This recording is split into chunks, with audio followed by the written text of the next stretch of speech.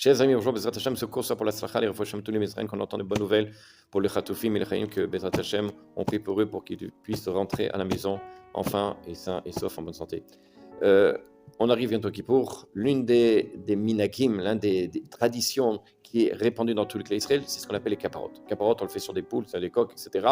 Là-bas, c'est rapporté le Rama dans le Siman Taf Resh He, et le Kafarim aussi rapporte en tant que tradition de faire effectivement chacun dans la famille, les garçons ils feront un coq, les filles feront une poule, et d'après certains décisionnaires, c'est bien de faire, d'après le Rizal, c'est bien de faire aussi sur des poules, des coqs de couleur blanc.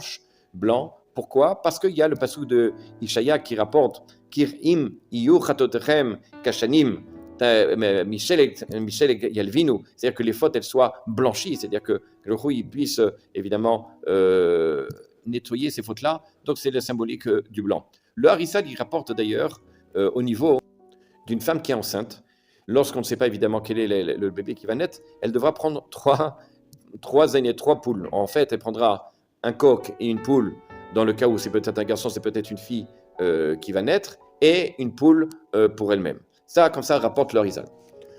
Le Yikut Yosef et d'autres décisionnaires rapportent que si on n'a pas suffisamment d'argent pour pouvoir se permettre de faire sur chacun des familles, imaginez que Bleinara, il y a au moins une ribambelle de 4-5 enfants, c'est encore, ça va, mais parfois dans certaines familles, Bleinara, ils sont 10, 11, 12, donc faire ça sur chacun des enfants, ça coûte cher.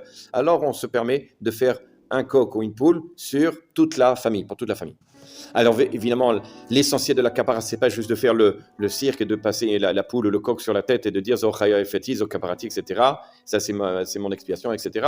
C'est surtout au moment où on fait ça, vraiment de penser à faire tchouva, de faire la mitzvah, comme dit le Rambam, assez la mitzvah positive de la Torah, qui est celle de faire la tchouva sur les fautes et que toutes les fautes, elles s'en aillent avec justement la poule ou le coq. Le Rama, comme le Kafarim, rapporte, et à l'instar de ceux qui pensent que, comme on a fait une kapara sur la poule ou le coq, donc il ne faut pas le manger, c'est interdit, il y a les mauvaises choses qui sont dessus, c'est pas vrai. Évidemment que non. Là-bas, il dit le Kafarim, comme quoi, effectivement, on pourra soi-même le manger et donner la compensation de cette kapara à des pauvres ou à des instituts qui étudient la Torah.